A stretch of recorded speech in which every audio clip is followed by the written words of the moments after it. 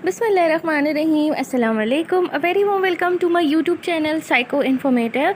अच्छा जी, मैं हूँ आपकी होस्ट मरियम। आप मुझे जानते हैं सब। अच्छा, आज की जो वीडियो है वो बेसिकली वैसे तो डिसोसिएटिव डिसऑर्डर पर है, और ये डिसऑर्डर बहुत ज़्यादा इंपॉर्टेंट है। आपके पास रेयरली जो है वो एक आधा केस इसका ज़रूर आता है, ठीक है। तो इसको मैंने पिक किया है कि ये हमारे समझने के लिए, अंडरस्टैंडिंग के लिए बहुत ज़रूरी है, ठीक है। तो मैंने आप पूरी कोशिश की कि मैं आपको इसके बारे में बता सकूँ, समझा सकूँ। सो वीडियो को लास्ट तक ज़रूर देखिएगा, ठीक है। और मेरे चैनल को सब्सक्राइब करना बिल्कुल भी मत भूलिएगा। लेकिन जी, आज की वीडियो में कुछ एक स्पेशल चीज़ मैं आपसे पूछना भी चाह रही हूँ और आपकी राय भी लेना चाह रही हूँ उसके ऊपर। वो ये है कि मैं ये सोच रही हूँ कि मुझे एक लाइव सेशन लेना चाहिए, या मुझे यूट्यूब पर एक लाइव वीडियो करनी चाहिए जिसमें आप मुझसे अपने करियर रिलेटेड क्वेश्चंस पूछ सकें। क्योंकि अब जैसे कि आपको पता है कि अब फॉल आ रहा है, तो इसमें अब डेफिनेटली एडमिशन्स ओपन हो जाते हैं, ठीक है, डिफरेंट यूनिवर्सिटीज़ में। तो आपने कि आप में से काफ़ी ऐसे लोग होंगे जिनको तो क्लियर कट पता होगा, जिनके कि काफ़ी सारी चीज़ों को मैनेज करके उनको पता होगा जी हमने इसी करियर को परस्यू करना है। लेकिन कुछ ऐसे होंगे जिनको टोटली इस चीज़ का नहीं पता। ये कुछ ऐसे होंगे जो साइकोलॉजी को ऑप्ट करना चाहते होंगे, तो उनको मैं चाहती हूँ कि बेहतर तरीके से मैं गाइड कर दूँ कि वो साइकोलॉजी को ऑप्ट करने के लिए किस तरह की यूनिवर्सिटीज़ का या किस तरह के कोर्स का सिलेक्शन करें। तो आपने मुझे कमेंट सेक्शन में या फिर मेरी किसी सोशल मीडिया वेबसाइट साइट पर आपने मुझे मैसेज करके, या फिर आपने मुझे जो है वो इसी वीडियो के नीचे कमेंट करके अपनी राय के बारे में ज़रूर बताना है कि मुझे ये सेशन करना चाहिए अनाउंस, या मुझे इस तरह से कुछ वीडियोस बना लेनी चाहिए। यानी कि आप मुझे एक सजेशन दें, ठीक है। कम्युनिटी पोस्ट आप मेरी बिल्कुल भी नहीं चेक करते, जो कि बड़ी बुरी बात है कि आप मेरे सब्सक्राइबर होकर भी मेरी कम्युनिटी टैब में जाकर मेरी पोस्ट को लाइक नहीं करते। ये चीज़ बड़ी बुरी बात है वैसे आपकी। चलें, खैर, हम अपनी वीडियो को स्टार्ट करते हैं डिसोसिएटिव डिसऑर्डर को। अच्छा, आज की जो वीडियो है इसको हम थोड़ा स्लो पेस पे करेंगे, यानी कि मैं बहुत स्लोली आपको ग्रेजुअली चीज़ों पर मूव करूँगी, ठीक है, ताकि आपको बहुत अच्छे से क्लैरिटी हो सके, ठीक है। तो वीडियो को स्टार्ट करने से पहले सबसे पहले आपको पता होना चाहिए कि व्हाट इज़ डिसोसिएटिव स्टेट, यानी कि हमारी डिसोसिएटिव स्टेट होती क्या है, या डिसोसिएटिव स्टेट जो है उसके अंदर क्या क्या चीज़ें होती हैं, ठीक है। सो वीडियो को स्टार्ट करते हैं। In psychology, the term dissociation describes a wide array of experience from middle detachment from the immediate surrounding to more severe detachment from physical and emotional experience. अच्छा, साइकोलॉजी में basically dissociation या आप dissociative disorder ऐसी चीज़ होती है कि बंदे को जो है वो डिटैचमेंट फील होना शुरू हो जाती है। मतलब वो अपने आप को लाताल्लुकी में चला जाता है, ठीक है, चीज़ों के साथ, सराउंडिंग के साथ, लोगों के साथ। और ये जो डिटैचमेंट होती है ये वेरी करती है फ्रॉम कि इंटरमीडिएट और लो लेवल से जो है वो स्वेयर लेवल की तरफ जाती है, ठीक है। अच्छा जी, अब डिसोसिएशन में एक बहुत इंपॉर्टेंट चीज़ ये है कि ये क्वांटम वाइज होती है। कि क्वांटम वाइज इस तरह है, या कॉन्टिनम वाइज इस तरह होती है कि ये कि स्लोली एंड ग्रेजुअली स्टार्ट होती है, ठीक है। जैसे कि कुछ कॉमन चीज़ें, जैसे डे ड्रीमिंग करना। कि कुछ लोग होते हैं उनको दिन में कि खो जाते हैं, ठीक है, यानी कि वो अपने ख्यालों में खो जाना और चीज़ों को कि सोचते रहना। या इस तरह कि आप ड्राइविंग कर रहे होते हैं, ठीक है, सपोज़ करें कि आप ड्राइविंग कर रहे हैं और जी आप ख़्यालों में जो है वो किसी और तरफ ही हैं, ठीक है, कि आप कुछ और ही सोची जा रहे हैं।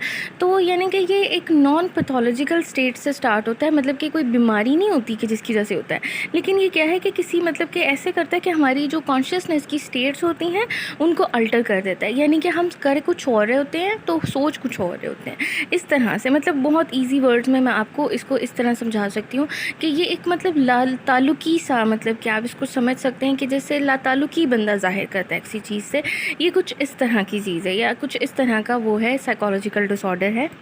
Most individual have experience are dissociative state at the some point in their life. कि हर बंदा जो है वो डिसोसिएशन को फेस करता है। ज़ाहिर बात है, हम डिफरेंट स्ट्रेस में, डिफरेंट टेंशन्स में होते हैं, तो हम सम टाइम अटेंशन को टोटली पे नहीं कर सकते, ठीक है। हम थोड़ा सा कि कन्वर्ट हो जाते हैं, कि हम अपनी अटेंशन को डाइवर्ट भी कर लेते हैं और लाताल्लुकी का इजहार भी करते रहते हैं, ठीक है।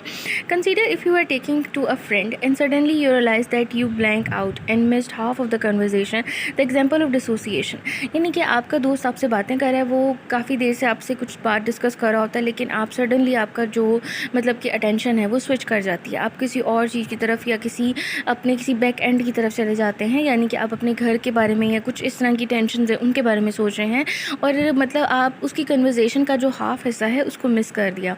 तो इसका मतलब आपने क्या किया, मतलब आपको क्या फ़ेस किया, आपने डिसोसिएशन को फ़ेस किया। ठीक है। अच्छा, यहाँ पर कोई बहुत इंपॉर्टेंट बात ये कहता है कि dissociation of this sort is fairly normal from time to time, यानी कि समहाउ डिफरेंट लाइफ के सिचुएशन सिनेरियोज होते हैं, तो हमारी जो टेंशन है या हम जो भी मतलब कि अटैचमेंट्स होती हैं वो डिटैच हो जाती हैं वक्त के साथ साथ। ठीक है, तो ये समटाइम नॉर्मल भी है। लेकिन जी अब हम बात करते हैं इसकी टाइप ऑफ डिसोसिएटिव डिसऑर्डर्स की। ठीक है, तो इसकी टाइप्स मैं पहले आपको बताती हूँ, देन फर्दर ऑन हम वही उसी पैटर्न को फॉलो करेंगे, मतलब कि पहले समरी दूँगी, फिर उसके बाद DSM का बताऊंगी, एंड देन हम इसकी ट्रीटमेंट के बारे में बात करेंगे इस विद एटोलॉजी। तो सबसे पहले जी इसकी 5 डिफरेंट टाइप्स होती हैं डिसोसिएटिव डिसऑर्डर की। पहली टाइप है dissociative identity disorder, dissociative amnesia है, फिर उसके बाद डीपर्सनलाइजेशन डीरियलाइजेशन डिसऑर्डर है, अदर स्पेसिफिक डिसऑर्डर हैं, और जी इसका जो 5वां है वो अनस्पेसिफाइड डिसोसिएटिव डिसऑर्डर है। ठीक है। अच्छा, अब हम इनको 1 बाय 1 डिस्कस करते जाएंगे। ठीक है, तो सबसे पहले हम डिस्कस करेंगे हमारे पहले डिसऑर्डर को, यानी कि सबसे पहले बात करेंगे डिसोसिएटिव आइडेंटिटी डिसऑर्डर को। जैसे कि ये पिक्चर है, ये काफ़ी सिग्निफिकेंस है आपके एक मतलब कि रफ से आइडिया लगाने के लिए कि एक बंदा है और उसके साइडों पे काफ़ी सारे बंदे हैं, यानी कि उसकी जो आइडेंटिटी है वो डिसोसिएटेड है। अच्छा जी, सबसे पहले हम बात करते हैं, इसको डिफ़ाइन करते हैं। ठीक है, डिसोसिएटिव आइडेंटिटी डिसऑर्डर यानी कि डिड हम इसको कह लेते हैं। ठीक है, is a rare mental disorder, यानी कि ये बहुत रेयर होता है। Criticize at least 2 distinct and relatively enduring identities or dissociative personality states that currently or recurrently control a person's behavior. It is accompanied by memory impairment for the important information not explained by ordinary forgetfulness.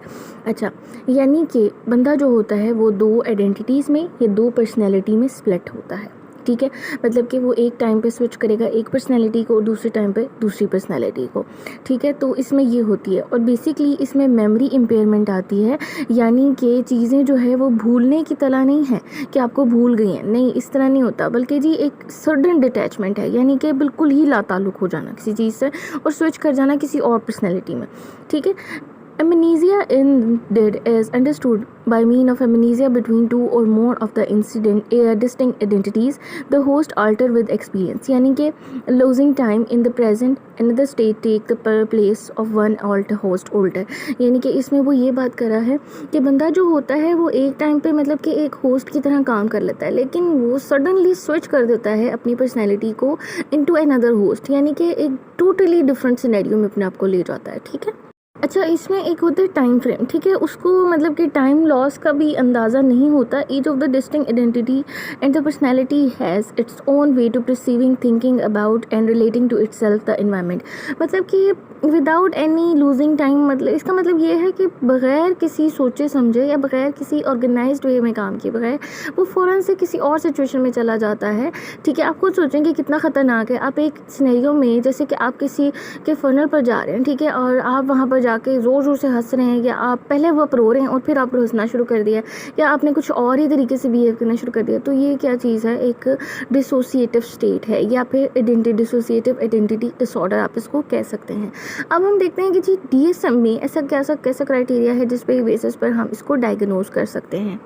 तो जी DSM में देखें तो इसमें भी वो यही बात करता है कि 2 और मोर डिस्टिंक्ट पर्सनैलिटी स्टेट्स होती हैं और अल्टर करती हैं एक दूसरे को, मतलब कि एक आती है दूसरी चली जाती है। ठीक है, and each must have their own way of being, मतलब कि इनका थिंकिंग, परसीविंग, एक्टिंग, बिहेविंग वे जो होता है दोनों पर्सनैलिटी का वो टोटली डिफरेंट होता है। ठीक है, the person must experience gap in the memory related to the certain event और personal information that can not be accounted by the ordinary forgetfulness, यानी कि इसमें ये नहीं है कि चीज़ें भूल गई तो याद नहीं रही तो इस वजह से होता है, बल्कि नहीं जी, इसमें ऐसा होता है कि सिचुएशन टोटली हमारा माइंड जो है वो स्विच कर देता है, हमारे इन्वायरमेंट को वो स्विच कर देता है। ठीक है, अब इसमें इसकी वजह डिसऑर्डर की वजह से क्या होता है कि इम्पेयरमेंट होगी सोशल, ऑक्यूपेशनल, डेली लाइफ, और symptom must not be attributed to the normal cultural और रिलीजियस प्रैक्टिस, यानी कि इसमें कुछ भी ऐसा नहीं होता कि रिलीजियस या कल्चरल प्रैक्टिस में है, जैसे कि बच्चे खेलते हैं फैंटेसी गेम्स खेलते हैं, इस तरह का कुछ नहीं है। ठीक है, finally these symptoms These symptoms are accounted for the substance abuse or seizures or other medical condition nor by the imaginative part in the children.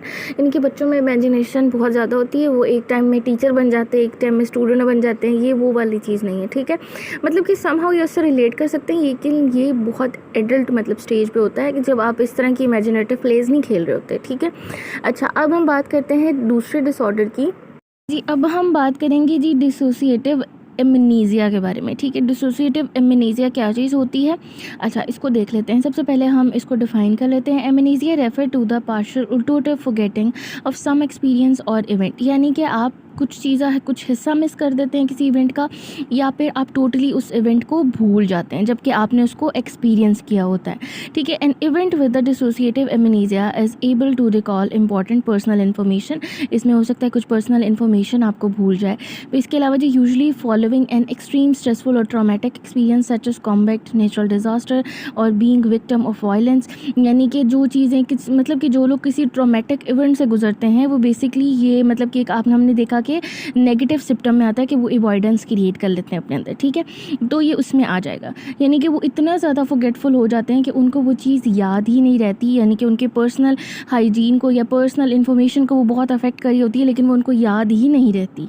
इसकी जो सबसे ख़तरनाक चीज़ है वो ऐसे है कि some individual with dissociative amnesia will also experience dissociative fugue. So dissociative fugue में क्या है कि टू फ्ली मतलब कि टोटली आउट हो जाना, ठीक है। अब इसमें क्या होता है कि सडनली बंदा जो है वो घर से निकल जाएगा और यहाँ वहाँ घूमना शुरू कर देना, वॉन्डरिंग करना, ठीक है, किसी चीज़ की सर्च करना। इसके अलावा कन्फ्यूजन होना अपनी आइडेंटिटी के बारे में, अपना नाम पता सारी चीज़ें बिल्कुल भूल जाना, ठीक है। Sometime even adopt a new identity, यानी कि अपने आप को किसी और तरीके से या किसी सेलिब्रिटी से या किसी और बंदे से मिलाकर पेश करना या कुछ और वर्ड्स यूज़ करना अपने लिए, ठीक है, अपनी आइडेंटिटी को रिप्रेजेंट करने के लिए। अब ये जो फिग्यू है, ये फिग्यू क्या है कि ये मतलब कि last for ever for several hours to day, मतलब कि कुछ घंटों से लेकर एक दिन तक भी ये सिचुएशन या ये कंडीशन परस्यू कर सकती है, ठीक है। अब डीएसएम के बारे में देखते हैं कि डीएसएम में क्या है। डीएसएम में इस डिसऑर्डर को देखा जाए तो जी dissociative amnesia an individual must be able to recall autobiography memory associated with the traumatic event, यानी कि उस बंदे को अपनी जो ऑटोबायोग्राफी है, यानी कि उसको पता हो कि उसने सिचुएशन को किस तरह से फेस किया था या उस इवेंट को किस तरह से उसने एक्सपीरियंस किया था, ठीक है। वो इस चीज़ को क्या करे कि मतलब कि उसमें अनेबल टू रिकॉल हो जाए, यानी कि उसको याद आने में मुश्किल हो, ठीक है। Usually the individual is unconsciously selected in their recall और ट्रॉमा, मतलब कि अनकॉन्शियस हो वो, मतलब कि कॉन्शियसली ऐसे ना कर रहा हो, ठीक है। The must feel distress by the inability to recall events, मतलब कि उसको तकलीफ़ महसूस हो, मतलब कि आप ज़ाहिरी बात है एक्सप्रेशन आप रीड कर सकते हैं बंदे के चेहरे से और तासुरात से पता चल जाता है कि वो किस चीज़ के ऊपर फोकस कर रहा है या वो प्रिटेंड कर रहा है, तो ये चीज़ हम पिन पॉइंट कर सकते हैं। अच्छा जी, अब ये सारी चीज़ें जो हैं वो साइकोलॉजिकल होनी चाहिए इन सिम्टम्स को, यानी कि फॉरगेटफुलनेस को, और associated with any other dissociative disorder, ठीक है। हम इसको किसी और भी डिसोसिएटिव डिसऑर्डर के साथ रिलेट करके या फिर किसी मेडिकल या फिर सब्सटेंस अब्यूज़ या इस तरह की चीज़ से रिलेट करके हम इसको डायग्नोज नहीं कर सकते, ठीक है जी। मतलब कि इसमें स्पेसिफाई उन्होंने बता दिया। अच्छा, अब डिसोसिएटिव फग के बारे में देखते हैं। Dissociative fugue while it used fugue है, ठीक है, while it used to open diagnosis in the previous DSM-4 is now subsumed under dissociative amnesia as a specifier, यानी कि ये जो है मतलब कि एक स्पेसिफायर के तौर पर यूज़ किया जाता है, ठीक है। अच्छा, अब डिसोसिएटिव एमनीजिया मस्ट अकर और more than one occasions and must impair some of the aspect of individual life, यानी कि ये 1 से 2 बार किसी वाक़यात में इसका होना ज़रूरी होता है, ठीक है, यानी कि इसकी ड्यूरेशन के बारे में बात कर रहा है, या और डिफरेंट किस्म के जो हमारी इम्पेयरमेंट्स होती हैं उनको क्रिएट करे, social impairment, occupational impairment, educational impairment, इस तरह की, ठीक है जी। उसके बाद हमारा जो नेक्स्ट डिसऑर्डर है जी depersonalisation derealisation disorder.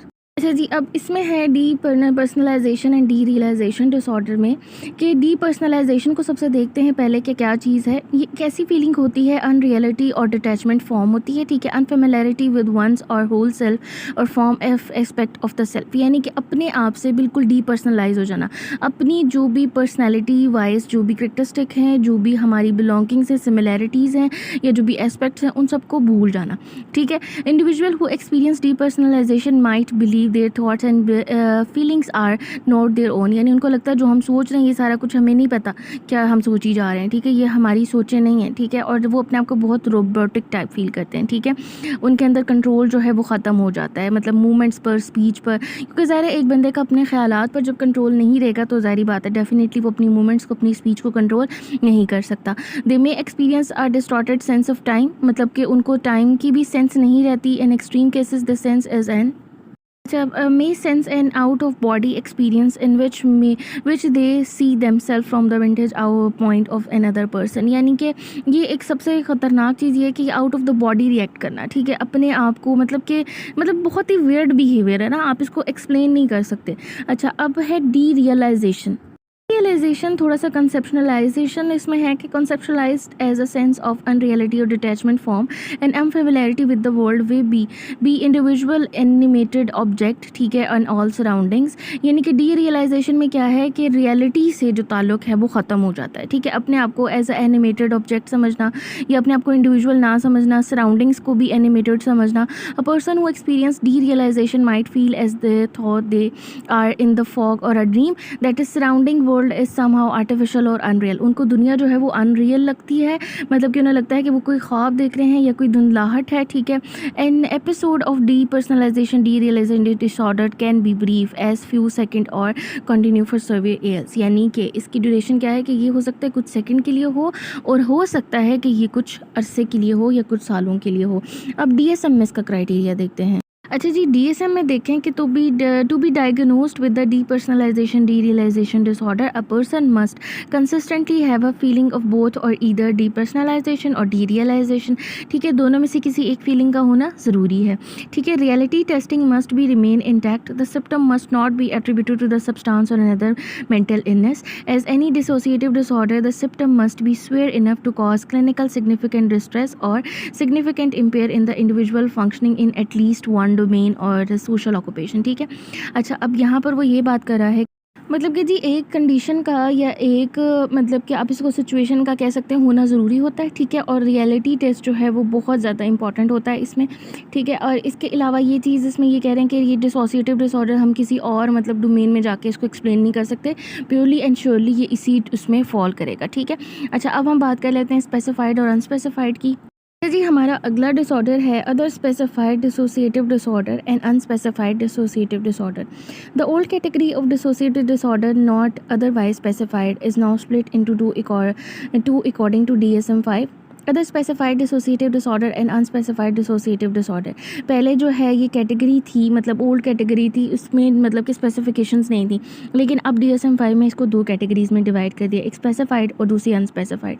These categories are use to form a pathological dissociation that do not fully meet the criteria of other dissociative disorder in correct categorize can not be determine, यानी कि ये उस सूरत में हम use करेंगे जब हमारे मतलब कि जो तीनों हमने डिसऑर्डर पढ़े हैं उन तीनों में से किसी भी जगह पर वो पेशेंट के जो सिम्टम है वो फॉल ना करे हों, ठीक है।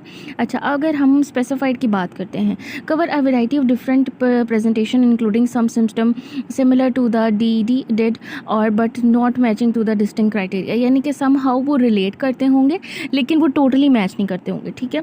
और अनस्पेसिफाइड में क्या होगा, is use to emergency room setting where is insufficient information for making diagnosis, यानी कि अच्छा ये इस तरह से है कि अगर एक बंदा जो है वो इतनी स्वेटर पर पहुंच चुका है कि उसको जो है वो हॉस्पिटल के इमरजेंसी में एडमिट करना पड़ा है, तो सम हाउ जो है हम अनस्पेसिफाइड वर्ड यूज़ करते हैं किसी भी डिसऑर्डर के साथ, यानी कि हम उसको थोड़ा सा बता नहीं सकते क्योंकि हमें वही जो है वो इन्फॉर्मेंट से इन्फॉर्मेशन मिलेगी, ना कि डायग्नोसिस हम कर सकेंगे रियल पेशेंट से, ठीक है। तो ये चीज़ इसलिए बताएगी। अब हम बात करते हैं इसकी एटोलॉजी के ऊपर। जी, अगर हम बात करें इसकी मतलब कि एटोलॉजी की, तो international society for the study of trauma and association state that prevalence of dead is between 1 to 3% of the general population, यानी कि इसकी प्रिवलेंस जो है वो 1 से 3% के दरमियान एक जनरल पॉपुलेशन में। And disorder is diagnosis more frequently in female than male, यानी कि इसका जो चांस है वो ज़्यादा फीमेल में होता है, मेल में बहुत कम हद तक होता है, ठीक है। अच्छा, अब did is a controversial disorder, ये कॉन्ट्रोवर्सल डिसऑर्डर है primary surrounding excursions. Some believe DID is caused by traumatic stress that forced the mind to split into multiple identities. ठीक है, किसी traumatic event की वजह से हुआ है और multiple identities create हो गई हैं. ठीक है, each with a separate set of memories. हर एक set की separate memories हैं. Other believe that individual who are diagnosed with DID are highly susceptible and may be subconsciously acting out ruling and they believe that the therapist is accepting. मतलब कि हो सकता है कुछ लोग ये भी समझते हैं कि somehow एक बंदा जो है वो हो सकता है कि subconsciously इस चीज़ को pretend कर रहा है या act कर रहा है. ठीक है, some clinician assert that DID cannot be accurately diagnosed because the vague of unclear जो है वो डायग्नोस्टिक क्राइटेरिया की वजह से, यानी कि इसको क्लियर डायग्नोज करने की फ़िलहाल कोई भी ऐसी असेसमेंट नहीं यूज़ की जा रही, या मतलब इसका जो डायग्नोस्टिक क्राइटेरिया है वो इतना ज़्यादा रिलायबल नहीं है कि हम इसको कर सकें. ठीक है, including undefined terms such as personality state or identities, यानी कि personality state or identities somehow interrelated things हैं, ये मिलती जुलती हैं, लेकिन इनको मतलब कि सही से डिस्टिंग्विश नहीं किया गया. तो इसकी वजह से इसमें मतलब कि थोड़ी सी कॉन्ट्रोवर्सीज़ हैं कि इसकी क्या कॉज है.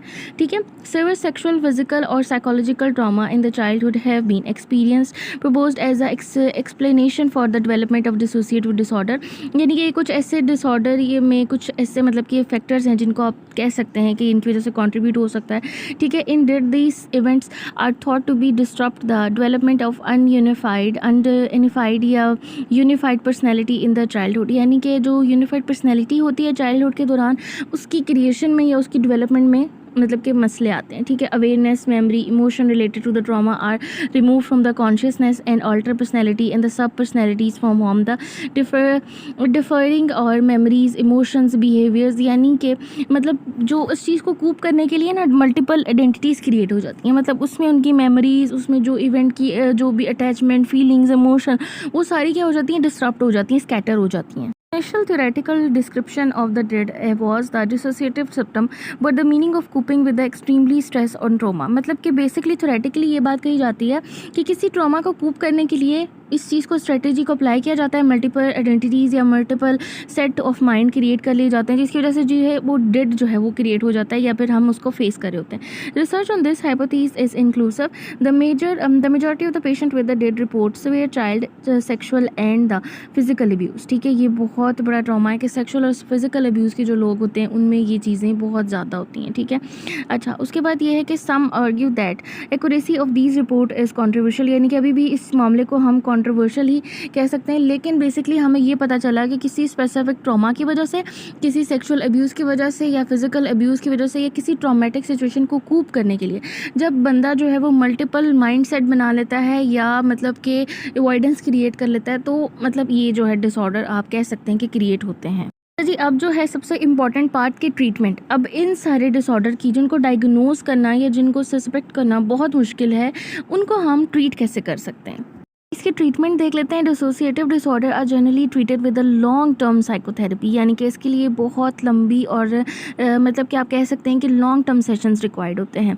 Common treatment method include the eclectic mix of psychotherapy techniques and including cognitive behavior therapy, insight orientation therapy, dialectic behavior therapy, hypnotherapy and eye movement desensitization reprocessing. मतलब ये कुछ थेरेपीज़ हैं जो कि कॉमनली यूज़ की जा सकती हैं इसको ट्रीट करने के लिए.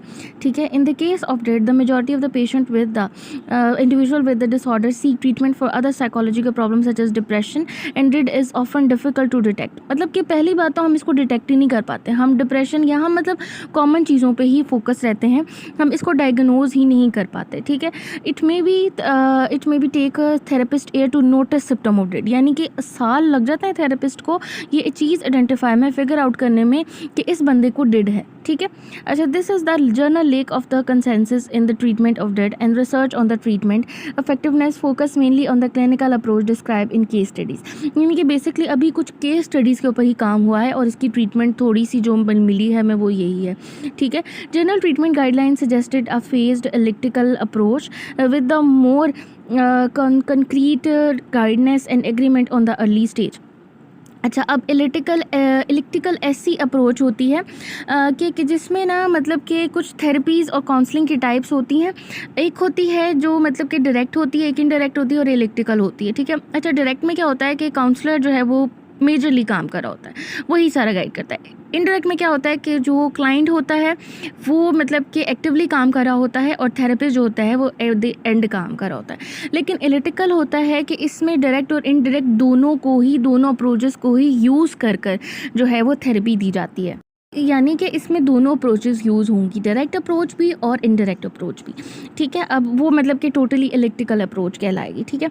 अच्छा, अब इसमें जो है वो कंक्रीट गाइडेंस की ज़रूरत होती है और एग्रीमेंट ऑन अर्ली स्टेज, पहली स्टेज पर ही आप अपने क्लाइंट के साथ इन कंसेंट जो है वो साइन करते हैं और एग्रीमेंट साइन कर लेते हैं कि वो स्विच ना कर सके या वो उसको छोड़ ना सके या आप ना छोड़ें इसको, ठीक है। मतलब ये इतना टफ चीज़ है। This however no systematic supported approach exist, यानी कि कोई एम्पेरिकली एग्जिस्ट, हम एक चीज़ पर नहीं कह सकते कि इस चीज़ से जो है वो थेरेपी दे सकते हैं, ठीक है, क्योंकि कंसेंसस जो है वो डिफरेंट है, केस स्टडीज़ के जो रिजल्ट हैं वो डिफरेंट हैं। और पहली बात मैंने आपको ऊपर बता दी है कि थेरेपिस्ट को जो है वो सालों लग जाते हैं इसको फिगर आउट ही करने में, ठीक है। Even highly experience therapist have a few patient that achieve the unified identity, यानी कि जो मतलब कि बहुत सक्सेसफुल थेरेपिस्ट होते हैं उनके भी समहाउ एक से इक्का दुक्का ही क्लाइंट जो है वो यूनिफाइड पर्सनैलिटी को अचीव करता है, ठीक है। Unlike that the length of the an event of dissociative amnesia may be a few minute और several, if an episode is associated with a traumatic event the amnesia may be clear up when the person is removed from the traumatic situation. Similarly, once dissociative fog is discovered and treated, many people recover quickly, ठीक है। अच्छा, यानी amnesia जो है इसको recover करना बहुत ज़्यादा इजी है, ठीक है, मतलब इसको हम आसानी से कर सकते हैं और इसमें जो क्योंकि इसकी जो ड्यूरेशन है वो बहुत कम होती है, यानी कि इसकी ड्यूरेशन जो है वो समहाउ मतलब कि कम करती है, लेक होती है, इस वजह से हम इसको ईजिली ट्रीट कर सकते हैं, ठीक है। थैंक यू सो मच जी। एनी क्वेश्चन, अगर आपका कोई क्वेश्चन होगा तो मुझे ज़रूर पूछिएगा, ठीक है। अपना बहुत सारा ख्याल रखिएगा। मैं आपसे मिलूंगी नेक्स्ट वीडियो में, और जो मैंने आपसे वीडियो के स्टार्ट में पूछा उसके बारे में मुझे ज़रूर बताइएगा। अपना बहुत सारा ख्याल रखिएगा। टेक केयर एंड अल्लाह हाफिज़।